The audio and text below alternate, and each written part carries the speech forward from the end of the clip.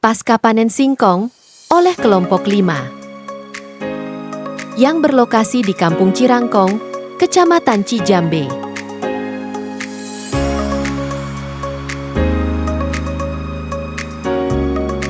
Halo teman-teman, kami dari kelompok 5.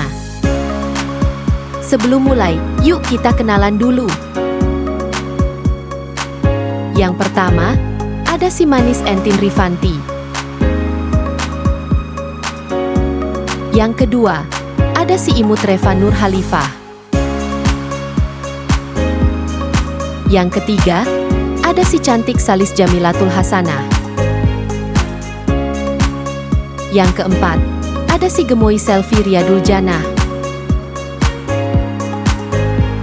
Dan yang terakhir, ada si ganteng Sofyan Hidayah.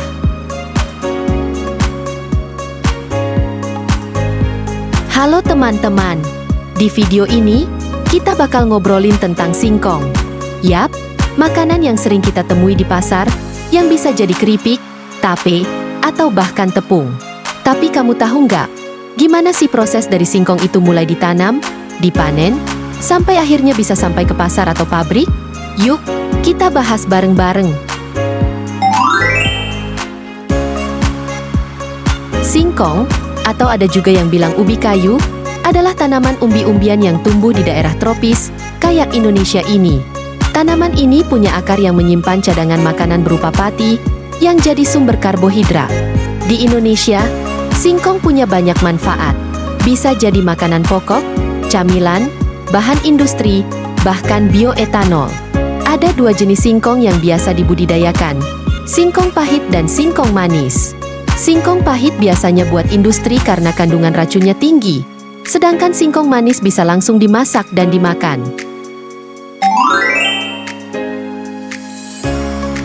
Wahruf, pemilik dari kebun singkong ini. Nah, untuk kebun singkong ini teh ada berapa hektar Pak luasnya? Luasnya kira-kira 1,5 hektar. Oh, 1 hektar. Ya. Cukup luas juga ya teman-teman. Ya. Untuk jenis singkong di sini biasanya jenis apa Pak? Jenis mangga lah. Jenis manggo ya. Oh, dan biasanya dibuat untuk keripik ya Pak? Keripik ya. Oh. Ya, singkongnya ada beberapa jenis, ada mangga, ada mentega, terus ada juga prelek gitu, majun lah ada. Jadi singkong kan banyak, yang cuma yang diprioritaskan di sini di singkong manggu gitu. Nah, karena kualitasnya itu bukan untuk kena tape aja, buat keripik apa saja masuk gitu. Kalau udah lama 1 tahun atau 2 tahun bisa pakai aci juga gitu. Jadi emang komoditas di sini kebanyakannya pakai jenis manggo. Iya. Beliau cerita kalau jenis singkong yang biasa ditanam itu singkong manggu. Singkong manggu adalah varietas lokal Indonesia yang unggul. Juga lebih banyak digunakan untuk dikonsumsi langsung seperti rebus, digoreng, ataupun dikolak karena rasanya yang enak. Keunggulannya, singkong manggu memiliki tekstur lebih lembut, empuk, dan tidak berserat. Lalu, dari rasanya yang manis, gurih, dan pulen saat dimasak cocok buat konsumsi harian. Namun, pemilihan jenis singkong itu tergantung kebutuhan pasar juga.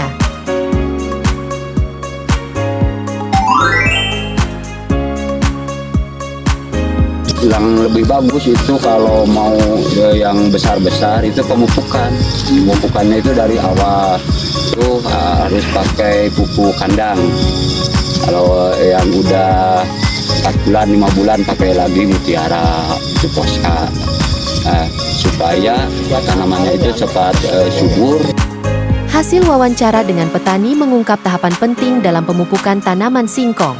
Pemupukan diawali dengan pemberian pupuk kandang, seperti kotoran sapi atau kambing. Pupuk ini berguna untuk menyuburkan tanah dan meningkatkan kesuburan biologis tanah. Setelah tanaman berumur 4-5 bulan, singkong mulai memasuki fase pembesaran umbi. Pada tahap ini, petani memberi pupuk kimia seperti mutiara atau diposka, yang mengandung unsur hara utama yaitu nitrogen, fosfor, dan kalium. Nitrogen membantu pertumbuhan daun, fosfor memperkuat akar dan pembentukan umbi, dan kalium membuat umbi tumbuh besar dan tahan penyakit. Kombinasi pupuk organik dan kimia membuat singkong tumbuh subur dan hasil panen melimpah. Mulai panen itu paling bawah itu 7 bulan. 7 bulan udah setar dipanen. Yang bagus itu yang stabil sampai setahun lah gitu. Kalau lewat dari setahun itu masuknya ke pabrik aci. Berdasarkan wawancara kami dengan petani, usia panen singkong ternyata bisa dimulai sejak 7 bulan. Kalau ngomongin panen, usia panen singkong itu beda-beda tergantung varietasnya. Untuk varietas lokal biasanya dipanen umur 9 sampai 10 bulan.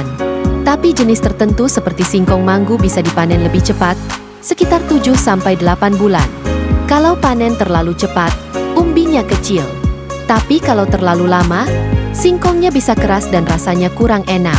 Hasil yang lebih bagus dan stabil biasanya diperoleh pada usia 8 bulan hingga 1 tahun. Di usia ini, umbi lebih besar, teksturnya empuk, dan kandungan patinya tinggi, cocok untuk konsumsi rumah tangga maupun pasar. Sementara itu, singkong yang dipanen di atas 1 tahun umurnya lebih tua, umbi lebih keras, dan biasanya diperuntukkan untuk industri, seperti pabrik aci atau tepung tapioka. Jadi, usia panen singkong bisa disesuaikan dengan tujuan pemanfaatannya. Tapi untuk hasil terbaik dan kualitas stabil, 8 hingga 12 bulan adalah pilihan yang paling ideal. Yang langsung sama orang dipegang 1 orang atau 2 orang. Ada juga yang pakai tabang seperti yang mana ya, yang itu kan pakai tabang, pakai kayu. Ada juga yang pakai sekarang alat besi, bisa pakai didorong sambil bisa. Udah ada alatnya ya, Pak? Ya udah ada alatnya. Kalau sekarang, kalau dulu mah emang itu cuma menggunakan cara trik-trik cuma manusia gitu. Kalau sekarang mah ada alat besi, itu ada alat tambang gitu bisa. Ya kalau sekarang mah jadi lebih mudah gitu ya, karena Ya. sudah ada alatnya. Kalau biasa dulu mah pakai Tangan manusia. ya, tangan manusia Langsung nah, ya. setelah ada nonca istilahnya susah gitu. Kalau sekarang udah ada dengan enak-enak gitu Alatnya lah, gitu ya, alatnya. jadi lumayan ngebantu. Iya, ngebantu tenaga orang. Proses panen singkong ternyata tidak semudah yang dibayangkan. Tapi, ada cara-cara unik yang biasa dilakukan petani. Biasanya, singkong dipanen secara manual dengan mengandalkan tenaga manusia. 1 hingga 2 orang bekerja sama mencabut tanaman singkong langsung dari tanah. Namun seiring waktu, cara memanen pun ikut berkembang. Kini, banyak petani menggunakan alat bantu seperti tali tambang yang diikat ke batang singkong. Dan juga besi berbentuk tua sederhana, yang bisa membuat singkong lebih mudah tercabut tanpa merusak akarnya. Dengan bantuan alat-alat sederhana ini, pekerjaan jadi lebih ringan, waktu panen pun bisa lebih cepat. Setelah berhasil dicabut, singkong biasanya langsung dikumpulkan, dibersihkan dari tanah, dan siap untuk didistribusikan ke pasar atau pabrik. Dari tenaga manusia hingga inovasi alat sederhana. Semua demi hasil panen singkong yang maksimal.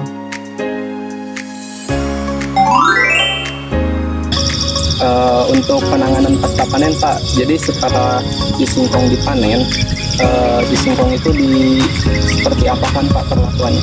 Oh, kalau udah dipanen itu dari mulai awal permulaan tanam, dari saat penanaman sampai 8 bulan sampai 10 bulan yang udah diambil dipasarkan. Ada yang dibawa ke pasar, ada yang dibawa juga ke pabrik ya. Yang diprioritaskan itu guna untuk pemasaran pasar ya. Biasanya langsung didistribusikan ke pasar ya? Iya, distribusikan ke pasar. Jadi untuk si singkongnya itu biasanya setelah dipanen langsung dimasukkan ke karung dan juga didistribusikan ke pasar. Iya. Seperti itu, Pak. Setelah singkong berhasil dipanen, proses pasca panen langsung dimulai. Ini adalah tahap penting untuk menjaga kualitas singkong sebelum dikirim ke pasar atau pabrik. Langkah pertama, singkong dipisahkan dari batang dan akar-akar kecil. Proses ini dilakukan secara manual agar tidak merusak umbi. Selanjutnya, dilakukan penyortiran. Singkong yang bagus, utuh, dan tidak busuk akan dipisahkan dari yang rusak. Setelah disortir, singkong dimasukkan ke dalam karung-karung goni atau plastik. Petani biasanya menggunakan karung ukuran besar agar memudahkan proses pengangkutan. Singkong yang sudah dikarungin kemudian diangkut menggunakan mobil atau truk untuk didistribusikan ke pasar tradisional, pengepul, atau langsung ke pabrik pengolahan. Dengan perlakuan pasca panen yang tepat, kualitas singkong bisa tetap terjaga hingga sampai ke tangan konsumen. Inilah sekelumit proses pasca panen singkong dari kebun hingga siap dipasarkan, hasil kerja keras petani yang patut kita hargai. Di balik singkong yang sering kita konsumsi, ada cerita perjuangan para petani di desa-desa Indonesia. Petani singkong menghadapi banyak tantangan. Salah satunya adalah harga jual yang tidak menentu dan cenderung ditentukan oleh tengkulak. Karena akses pasar terbatas, petani seringkali tidak punya pilihan selain menjual murah. Modal terbatas membuat mereka sulit membeli pupuk, bibit unggul, atau alat bantu pertanian. Belum lagi risiko hama, penyakit, dan cuaca ekstrim yang bisa mengancam hasil panen kapan saja. Minimnya pendampingan dan penyuluhan membuat mereka bertani berdasarkan pengalaman, bukan teknologi. Jalan dan infrastruktur yang buruk juga jadi kendala utama saat mendistribusikan hasil panen. Sebagian besar petani hanya menjual singkong mentah, padahal jika diolah, nilainya bisa jauh lebih tinggi. Sudah saatnya petani singkong di desa mendapat dukungan nyata, agar mereka bisa lebih mandiri, sejahtera, dan terus berkembang.